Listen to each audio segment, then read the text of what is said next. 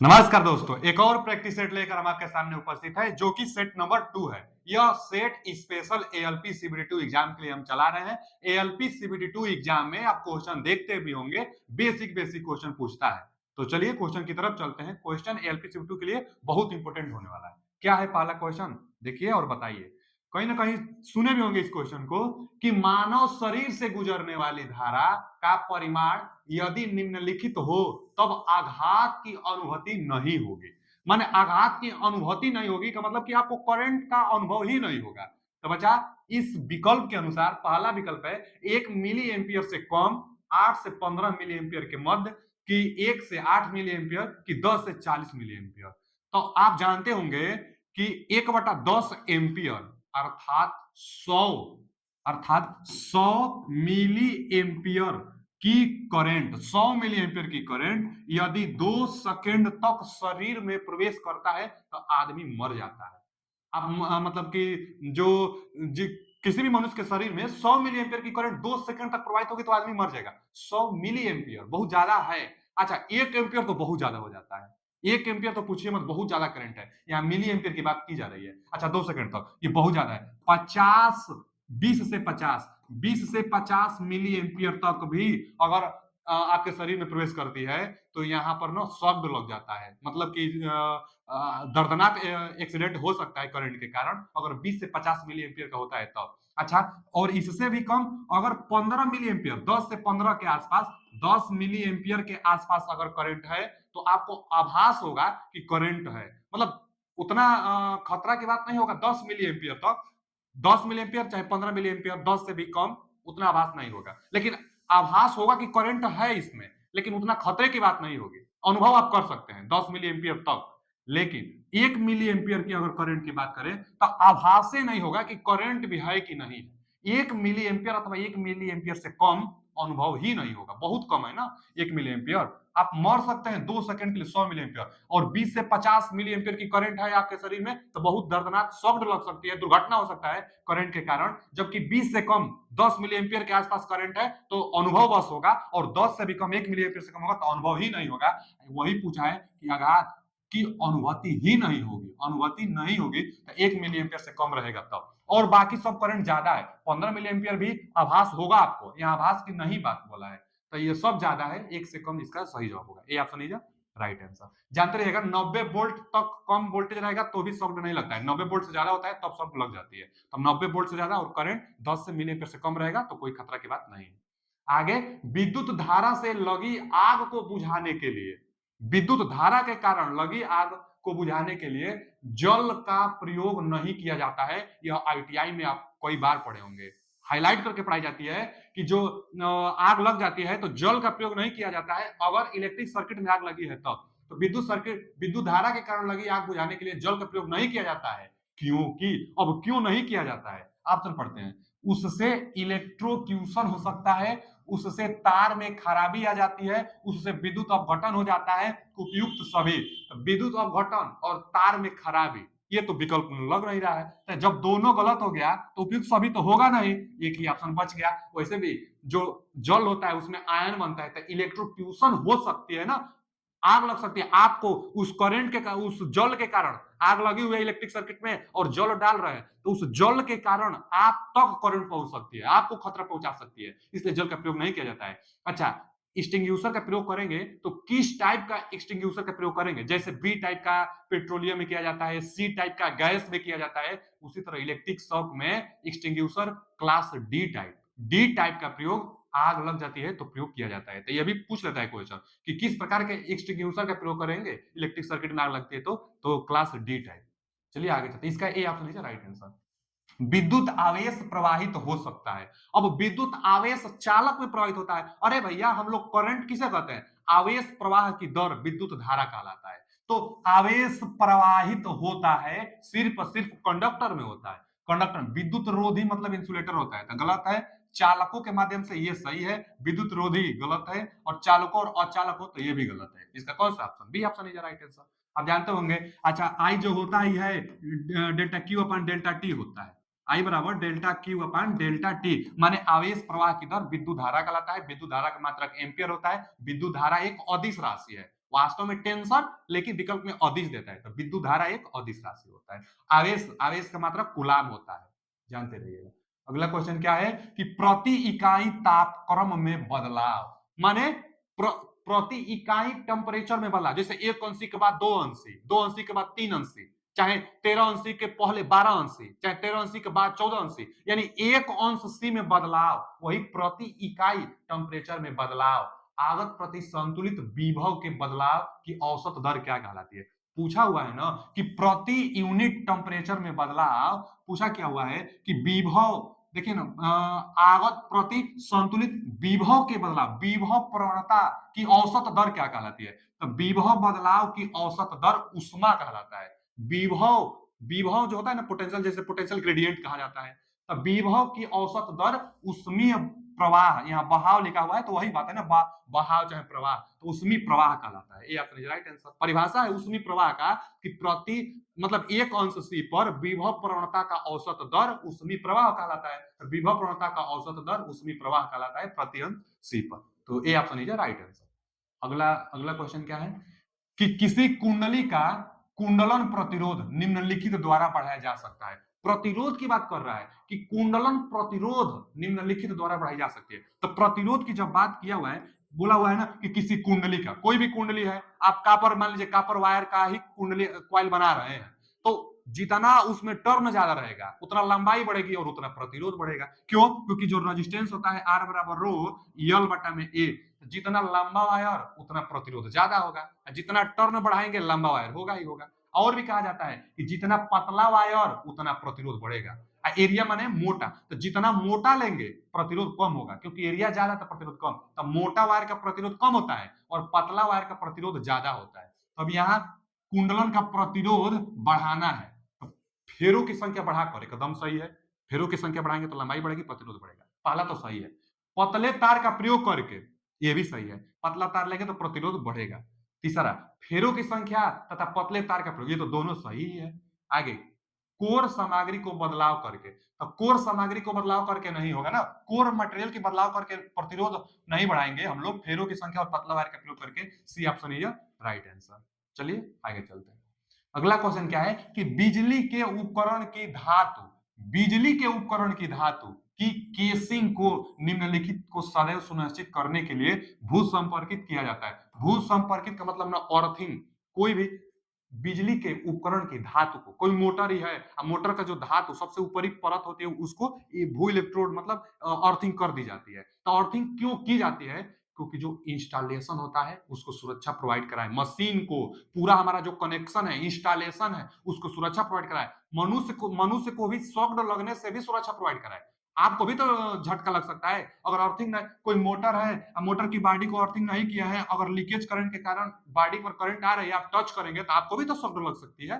तो बचने के लिए, मनुष्य को शॉक से बचाने के लिए, पूरा इंस्टॉलेशन जो सिस्टम होगी उसको बचाने के लिए अर्थिंग की जाती है। तो भू इलेक्ट्रोड किया जाता है धातु की, धातु को, केसिंग मतलब वही, केसिंग करना माने भू भू संकल्पित करना धातु की सतह को। तो क्यों किया जाता है?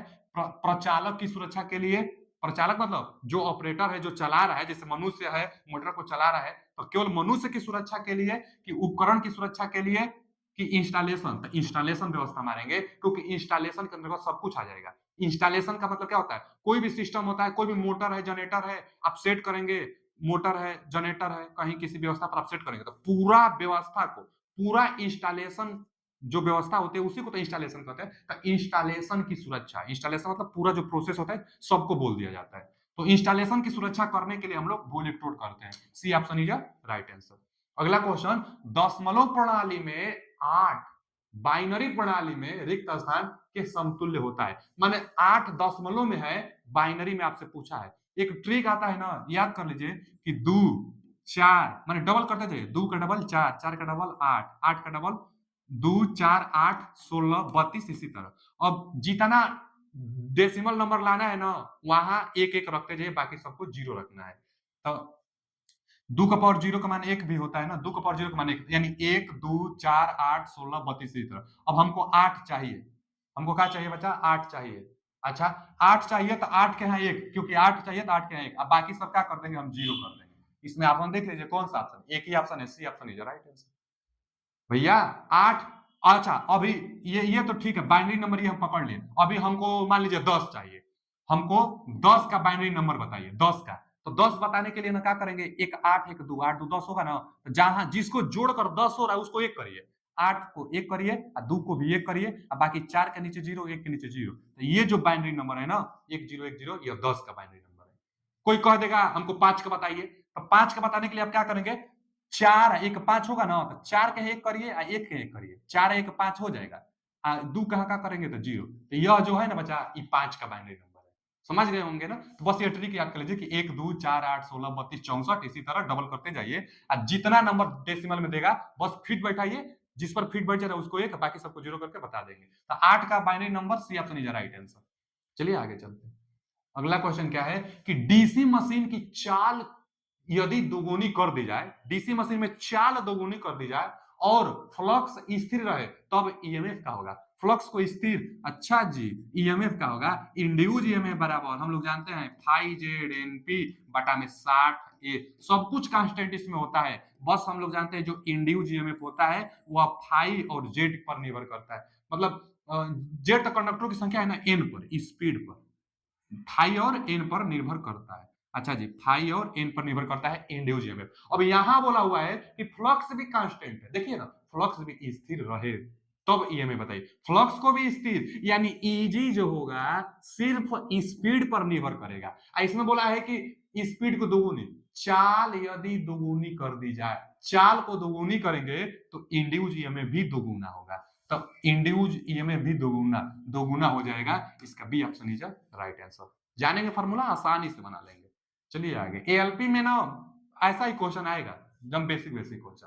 आगे, यदि डीसी शंट मोटर हल्के लोड पर चल रही है, शंट मोटर है, जो शंट मोटर कांस्टेंट स्पीड से लगभग चलती है, लोड ज्यादा बढ़ जाता है तो थोड़ा सा स्पीड बस कम होता है, नहीं तो लगभग में कांस्टेंट स्पीड पर शंट मोटर चलता है। अच्छा जी, तो शंट मोटर हल्के लोड पर चल रही है। अच्छा, यदि फील्ड बाइंडिंग खुल जाए तब क्या होगा, फील्ड बाइंडिंग खुल जाने का मतलब फ्लक्स का मान अचानक जीरो होना, फ्लक्स का मान अचानक कम हो जाना। अब फ्लक्स का मान कम होगा तो स्पीड ज्यादा हो जाती है, क्योंकि जो स्पीड होता है वह फ्लक्स के व्युत्क्रमानुपाती होता है, स्पीड फ्लक्स के व्युत्क्रमानुपाती होता है। अब फील्ड बाइंडिंग खुलेगी तो फील्ड फ्लक्स कम होगा तो स्पीड बढ़ेगा, तो मोटर जल जाएगी कि मोटर की स्पीड बहुत अधिक हो जाएगी, तो बहुत अधिक हो जाएगी। यह क्वेश्चन कई तरीकों से बार बार पूछता है, फील्ड बाइंडिंग को ओपन कर दिया जाए, चाहे फील्ड बाइंडिंग चाहे फ्लक्स को बढ़ाई जाए तो स्पीड पर क्या प्रभाव पड़ेगा, कई तरीका से पूछता है। बस एक फॉर्मूला जानिए कि फ्लक्स का मान कम होगा तो स्पीड बढ़ेगा, अब फील्ड बाइंडिंग जब ओपन करेंगे तो फ्लक्स का मान कम ही होगा, अब फ्लक्स का मान कम होगा तो स्पीड बढ़ेगा। इसका भी ऑप्शन है राइट आंसर। अगला क्वेश्चन क्या है, अगला क्वेश्चन है कि एक मेगर में, मेगर क्या होता है, मेगर इंसुलेशन रेजिस्टेंस मेजर करता है, जो कि मेगा ओम में मेजर करता है, 1 मेगा ओम से ज्यादा ही रीडिंग देता है मेगर। मेगर को जो हैंड हैंड चलित मेगर होता है, इसको 160 आरपीएम पर रोटेट कराते हैं तो मेगर के अंदर 500 वोल्टेज इंड्यूस होती है और इंसुलेशन प्रतिरोध मेजर करके दे देता है। तो वही मेगर नियंत्रण बलागुण, मेगर मेगर जो होता है नियंत्रण बलागुण को रिक्त स्थान द्वारा सप्लाई किया जाता है। जो कंट्रोलिंग टार्क होगी उसको सप्लाई किसके द्वारा देंगे, ईडी करंट के द्वारा देंगे कि स्प्रिंग के द्वारा कि हिस्टेरेसिस करंट के द्वारा कि कॉइल के द्वारा। मेगर का आप कंस्ट्रक्शन देखे होंगे, नहीं देखे होंगे तो आप सर्च करिएगा गूगल पर कि मेगर इंटरनल कंस्ट्रक्शन, उसमें कॉइल आता है और दोनों कॉइल एक दूसरे से 90 अंश पर होते भी हैं और कॉइले के जरिए कंट्रोलिंग टार्क प्रोवाइड की जाती है। तो क्वाइल क्वाइल के जरिए कंट्रोलिंग टार्क प्रोवाइड की जाती है। तो इसका बी ऑप्शन राइट आंसर। बहुत बार यह क्वेश्चन पूछता है, जेई में भी यह क्वेश्चन आ चुका है, आरआरबी जेई का जो एग्जाम था उसमें भी यह क्वेश्चन आ चुका है। तो जो कंट्रोलिंग बलागुण होगा क्वाइल के जरिए कंट्रोल किया जाएगा, B option is right answer. अगला क्वेश्चन, वाहनों के डैशबोर्ड तथा वैद्युत मशीनों के नियंत्रण पट में समानता यह है कि, अब क्या समानता है, चार्ट विकल्प दिया हुआ है और क्या समानता है, किसमें समानता पूछा हुआ है, तो डैशबोर्ड में और वैद्युत मशीनों के नियंत्रण पट में। नियंत्रण पट मतलब ना जिसको हम लोग ना कंट्रोल स्विच कहते हैं, कंट्रोल पैनल कहते हैं, कंट्रोल पैनल जो होती है वहीं से ना नियंत्रण किया जाता है इलेक्ट्रिक इक्विपमेंट को। तो वैद्युत मशीनों को कंट्रोल करने के लिए जो पट होता है कंट्रोल बोर्ड कह सकते हैं, और डैशबोर्ड, दोनों में समानता यही है, यह दोनों का दोनों हाई वोल्टेज पर ऑपरेट की जाती है, हाई वोल्टेज इनके पास होता है। दोनों में समानता, दोनों प्लास्टिक सीट पर बनाया जाता है, जरूरी नहीं है, लकड़ी के शीट पर दोनों बनाई जाती है, जो पैनल बनाई जाती है। दोनों में मापक एवं सूचक यंत्र युक्तियां स्थापित की जाती है। मापक और हो भी सकती है, नहीं भी हो सकती, कोई जरूरी नहीं है कि मापक यंत्र भी हो यहाँ वहां पे। यह तो पावर सर्किट होता है। दोनों में आईसीटीपी स्विच का प्रयोग किया जाता है, कोई जरूरी नहीं है। दोनों उच्च वोल्टेज में उपस्थित होते हैं, ये ठीक है, ये जरूरी है। दोनों में समानता पूछा हुआ है आपसे, तो दोनों में समानता एकदम 100% है कि दोनों का दोनों उच्च वोल्टेज पर ऑपरेट होता है। तो इसका कौन सा ऑप्शन, डी ऑप्शन है राइट आंसर। विकल्प पढ़ेंगे, आराम से आप जवाब बना लेंगे। अगला क्वेश्चन क्या है कि एक घरेलू विद्युत सर्किट में सप्लायर फ्यूज, जो फ्यूज होता है घरेलू सर्किट में, जो कि सील होता है, दिया जाता है, कहां पर लगाया जाता है फ्यूज, जो घरों में लगाई जाती है कहां पर, ऊर्जा मीटर के बाद में, एनर्जी मीटर के बाद में, कि एनर्जी मीटर के पहले, कि मुख्य स्विच के बाद में, कि पावर स्विच के बाद में। यह भी क्वेश्चन हम बीएसपीसीएल के लिए सेट करा चुके हैं, बहुत ज्यादा सेट कराए हैं। उसको भी आप देख लेंगे ना तो एलपी आपका आराम से निकल जाएगा, जितना सेट हम प्रैक्टिस सेट करा दिए, क्योंकि क्वेश्चन टेक्नीशियन का जो सिलेबस होता है लगभग सब सेम होता है। तो प्लेलिस्ट में आप जाइए, बीएसपीसीएल के लिए प्रैक्टिस सेट आप देखिएगा, देख लेंगे। अगर थ्योरी भी पढ़ना चाहते होंगे तो थ्योरी भी हम पढ़ा दिए हैं सभी अध्याय का, तो थ्योरी भी पढ़ सकते हैं। तो उसी में यह क्वेश्चन 2-3 जगहों पर आया हुआ है कि जो फ्यूज लगाते हैं कहां पर लगाते हैं, तो एनर्जी मीटर के बाद में लगाते हैं हमेशा। डायग्राम बना बना कर हम बताए हैं कि एनर्जी मीटर के बाद में हमेशा फ्यूज को लगाई जाती है। तो ये ऑप्शन इज राइट आंसर। अगला क्वेश्चन क्या है कि हाई हेड तथा निम्न आश्राव के लिए रिक्त स्थान वाटर टरबाइन का प्रयोग किया जाता है। यह भी क्वेश्चन कराया जा चुका है, जरूर आप भी स्पेशल का सेट देखिएगा।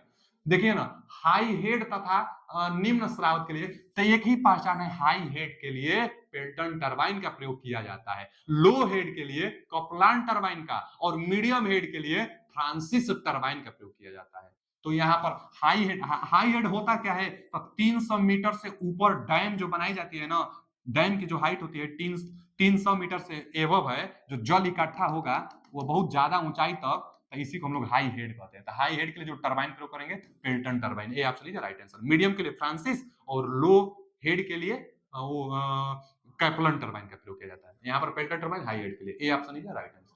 अगला क्वेश्चन, यदि दो समान प्रतिरोध एक बैटरी के जरिए श्रेणी क्रम में संयोजित किए जाते हैं तो उनके द्वारा उत्पन्न शक्ति 20 वाट है। अच्छा, दो समान रेजिस्टेंस का डिवाइस श्रेणी में जुड़ा हुआ है बैटरी के साथ, तो टोटल शक्ति 20 वाट का कंज्यूम कर रहा है, 20 वाट टोटल शक्ति ले रहा है। यदि इन प्रतिरोधों को, जो दो समान प्रतिरोध है, इन प्रतिरोधों को इसी बैटरी के जरिए समांतर में संयोजित कर दिया जाए तो उत्पन्न शक्ति क्या होगी, समांतर में ज्यादा ही होगा, सीरीज में कम, समांतर में ज्यादा, क्योंकि दोनों को वोल्टेज एक समान मिलने लगती है, तो जो मैक्सिमम पावर कंज्यूम करेंगे वो करने लगते हैं, इसलिए पैरेलल में अगर जोड़ देंगे ना तो पावर कंजम्पशन ज्यादा होती है। अच्छा, वोल्टेज अच्छा मिलता है तो पावर कंजम्पशन ज्यादा होगा ही। अब पूछा हुआ है कि समांतर में कर देंगे तो आखिर कितना पावर लेगा, तो एक फॉर्मूला जानते हो ना, पावर और रेजिस्टेंस में संबंध, कि P बराबर V स्क्वायर बटा में R।